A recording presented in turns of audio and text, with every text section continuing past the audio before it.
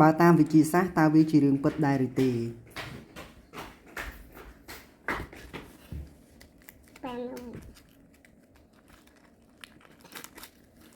តាមទស្សនវិទ្យាសាស្ត្រនិងការពិតជាក់ស្ដែងរូបភាពនេះមិនមែនជារឿងពិតនោះទេនេះជាហេតុផលសំខាន់មួយចំនួនទី1ភាពខុសគ្នានៃហ្សែនមនុស្សនិងសត្វគោមានប្រភេទដំបូលខុសគ្នាដាច់ស្រឡះ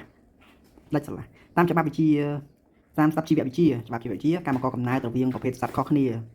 ដូចជាមនុស្សនិងគោគឺមិនអាចទៅរួចឡើយដោយសារចំនួនក្រូម៉ូសូមនិងរចនាសម្ព័ន្ធ DNA ខុសគ្នាខ្លាំងដែលមិនអាច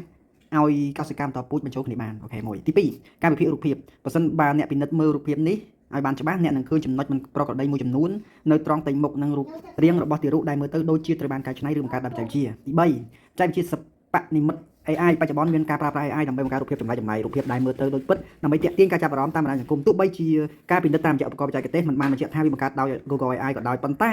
វាអាចត្រូវបានបង្កើតឡើងដោយកម្មវិធី AI ផ្សេងទៀតតាមរយៈការកាត់តរូបភាព Photoshop អីចឹងទៅសរុបមករូបភាពនេះគឺជារូបភាពคล้ายៗដែលត្រូវបានបង្កើតឡើងក្នុងគោលបំណងណាមួយប៉ុន្តែវាមិនអាចកើតឡើងក្នុងពិភពលោកតាមលក្ខណៈវិទ្យាសាស្ត្របានឡើយសូមប្រុងប្រយ័ត្នចំពោះការចែករំលែករូបភាពគ្មានប្រភពច្បាស់លាស់ឬផ្ទុយពីធម្មជាតិ